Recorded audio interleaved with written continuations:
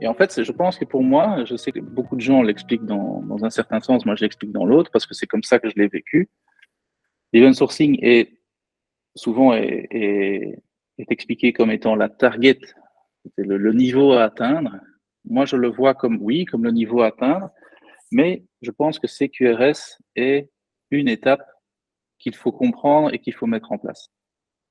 Ouais, Et pour moi, l'event sourcing, ça reste, donc dans la première vision que j'avais de l'event sourcing, c'est j'en ai marre de faire des modèles d'écriture optimisés. Parce qu'au final, au lieu d'optimiser les modèles de lecture, je dois aussi optimiser mon modèle d'écriture.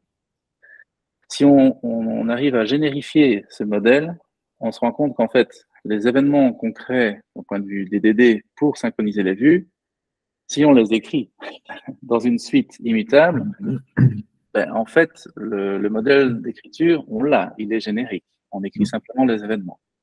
Donc là, on n'a plus besoin d'optimiser.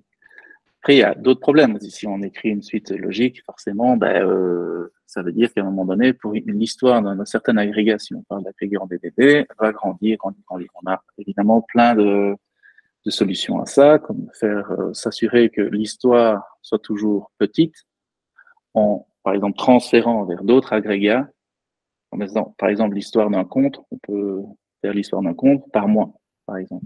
Et à chaque fois, hop, retransférer sur un nouveau identifiant d'agrégat qui représente le même compte, mais retransférer l'argent et faire par mois un historique.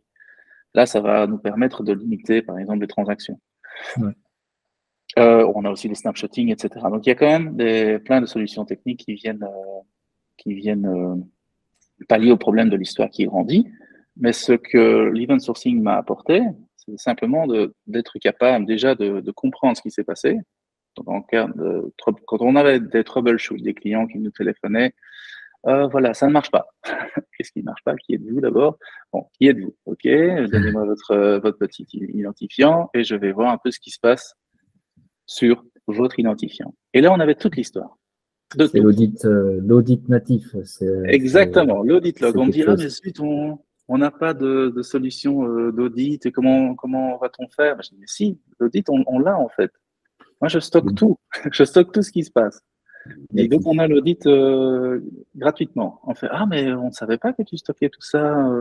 Ben, c'est l'architecture que j'ai mis en place pour l'intégration. Ah, mais c'est génial. Et donc, en fait, tout le troubleshooting et le support niveau 1 était basé en fait sur un Kibana qui, lui, était alimenté par notre fameux Event Store. Et là, je peux te dire que les vues qu'on crée avec le Kibana, basées sur l'Event Store, c'était génial parce qu'on avait vraiment tout. Il n'y avait Ouais. pas une information qui manquait, on était à la source de tout ce qui se passait dans un système. Donc forcément, Encore faut-il bien designer ces événements. exact.